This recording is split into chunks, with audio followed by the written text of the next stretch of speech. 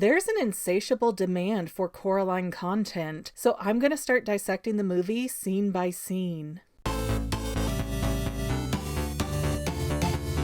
Hey guys, I'm Megan, this is the Fangirl, and frankly, since I stopped talking about Coraline 20 times a year, this channel has shriveled up. And I've really done my best. I have over 40 videos on Coraline. So now, in an attempt to satisfy your bloodlust, I'm going to take apart this movie as minutely as I can. And if you're new here, welcome aboard the theory train. I've been talking about Coraline since 2016. I have a background in film and animation, and I love this movie, so let's have fun. Also, somebody made me this amazing fangirl button-eyed doll, and I cannot think of the perfect name for her. Please help weigh in on this. Also, I did look for a scene list for the Coraline movie and nothing official came up. Even the original 3D Blu-ray set has no chapter list. So I'm going to count a scene as any time that we change areas in the movie. So scene 1 for our purposes is the intro with the needly finger hands making the sweet ghost girl doll into the Coraline doll. First, the credits are incredibly haunting and stylized, and the, how would you say it, staccato music with the creepy children singing intangible words. Oh, it just creates such a piece of art right from the start. We have everything written out in stitches on this very aged material that seems to be somewhere between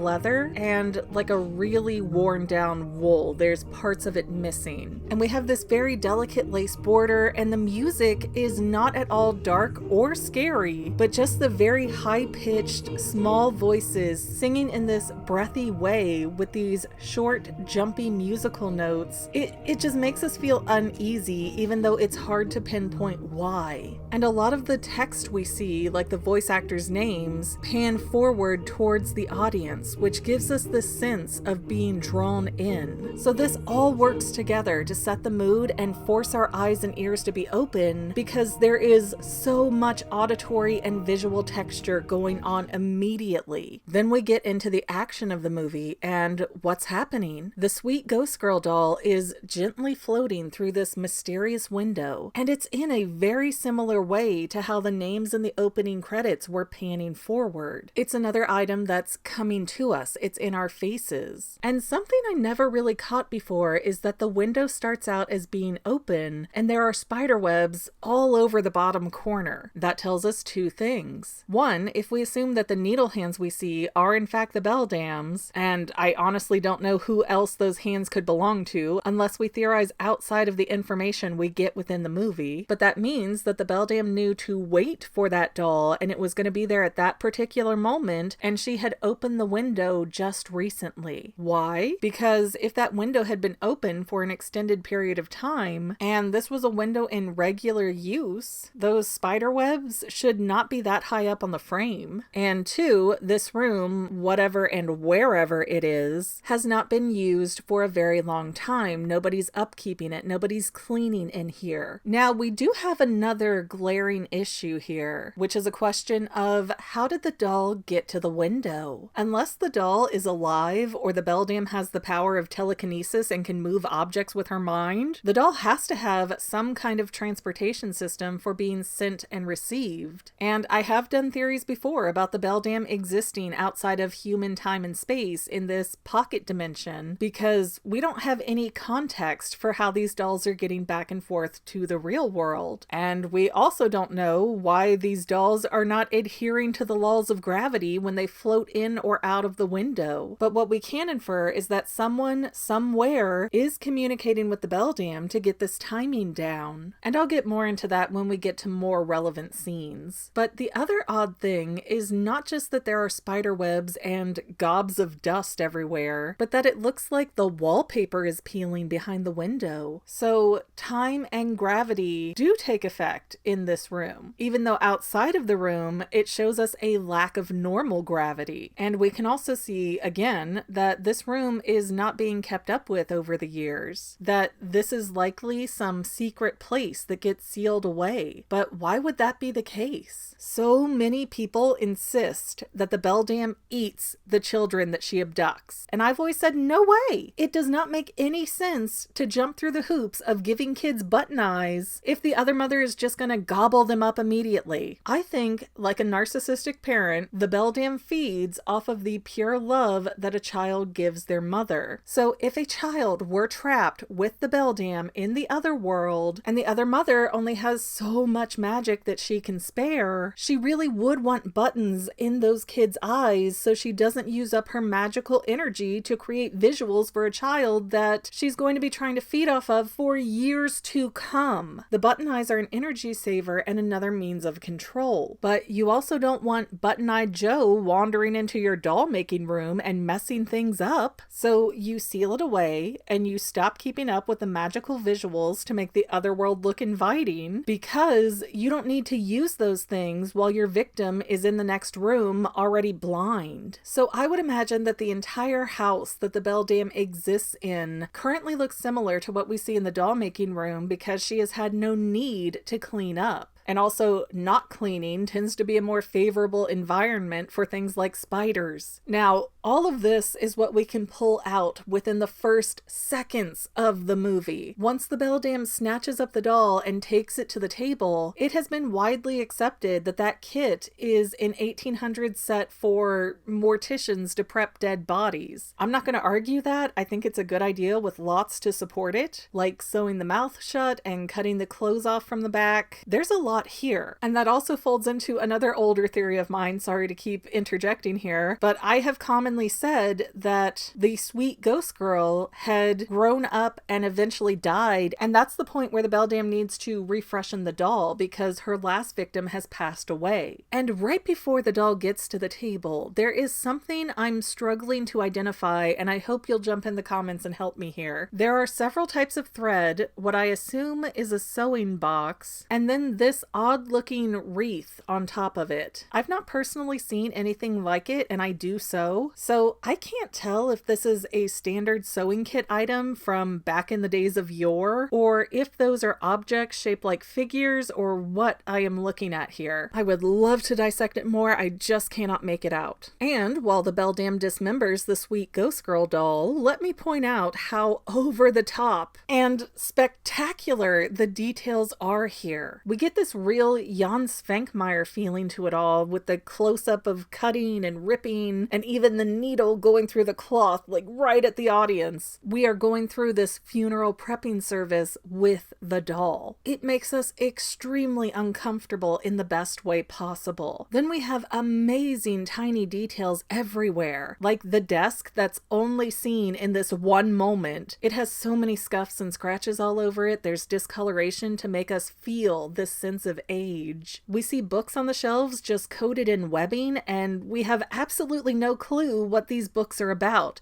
Actually, no. I'm just realizing while looking at the screenshots that these are not books. These are bolts of fabric. Now that does make the plot thicken, because if everything on these dolls comes from a real tangible item, not things that are just magically made, then that supports another one of my old ideas that the Beldam has a type of future sight, and that's how she would know what fabric types and patterns she's going to need. We have white and blue stripes over here and something sort of coral and floral looking. Let's keep an eye out later to see if these patterns come up anywhere else. But in the next few seconds, the Beldam removes cotton from the original doll, turns it inside out, and then fills it with sand. I personally believe that the sand itself has some kind of magical property to it, because we see that substance later in other Wybie and the rats. So maybe that does support that the doll's alive to some extent. But also, Coraline is set in Ashland, Oregon, and they have sawmills there. The level of meticulous details in this movie are insane. So if the rat henchmen are going into the real world to get objects for the Beldam, grabbing something like sawdust might be easier to get a hold of than more cotton. And the sawdust looks like it's in a smaller round container that a rat could probably manipulate fairly easily. easily. Get it on its side and roll it away. We already know that they can do that with Mr. Bobinski's training. All the same though, the cotton that the Beldam pulls out of the doll doesn't look bad or dirty, so there has to be some kind of motivation to change the internal materials. Next we see the button drawer, and it is interesting that some of these are in terrible shape. This one has the middle pulled out of it. This one looks melted. This one looks like it's been gnawed on. What is going on in here? And I don't know what exactly is going on with the wallpaper. It looks like two birds are mating mid-flight, but just look at how gorgeously curated it is. The wallpaper is ripped, faded. You can see the lines where one roll of paper ran out and another was started. Someone seems to have built this room by hand, not magic. Then we have this blink and you'll miss it image when the Beldam is setting the raincoat seams, and we see these little pincushion sized dolls of Miss Spink, Miss Forcible, and Wybie. And that is so incredibly interesting because Wybie has allegedly never been inside of the Pink Palace, and that is supposedly the only place that the Beldam has any pull or power. So how would the Beldam even know what Wybie looks like? And is this the item that I couldn't identify earlier on top of the sewing kit? Because if that is the case, there are a lot more human figures on here than we can see. And if the Beldam uses dolls to spy on humans and lure them into the other world, that would strongly suggest that she's already done that with at least Spink, Forcible, and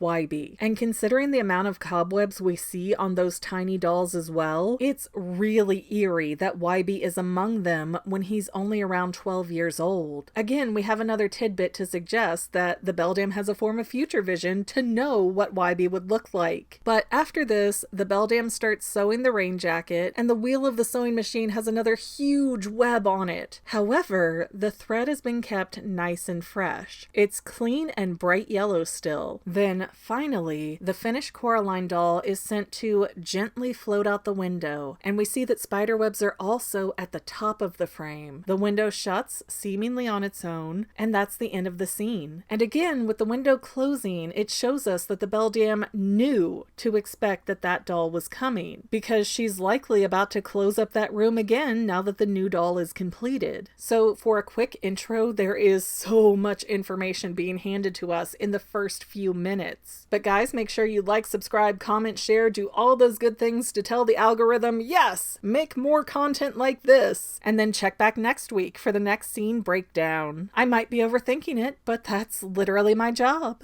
And to any of my members here on YouTube, a huge bottom of my heart thank you for all of your help and support. If you would like to become a paid channel member, there is a link in the description below. Thanks again, guys. Love you. Well, family members, we're almost done, but I want to invite you to hang out with me in some other places. I'm on Twitter and Instagram as my own personal self, and I have a Facebook page too, but I mostly just post photos over there. And sometimes people say, hey McGann, I want to mail you something. How do I do that? Easy. Just click the About tab on my channel page, and my most current P.O. Box info will be right there. I also run another channel, The Family. It's really a hodgepodge channel where we might post anything. Oh yeah, and I also sell shirts and stickers and stuff with the Family and the Fangirl logos. If that is your cup of tea, I have a link in every description of every video. Finally, if you want to help out the Fangirl channel and make sure I'm putting out video essays for years to come, the best way you can help is by subscribing and watching more of my videos, whether they're new, old, whatever. Maybe even share one or two on social media, help spread the word. People who watch to the end of videos like you helps to tell the site, hey, this is a good video, we should recommend it to other people. So if you made it this far, leave me a comment of something like, hey, I made it to the end. Love ya.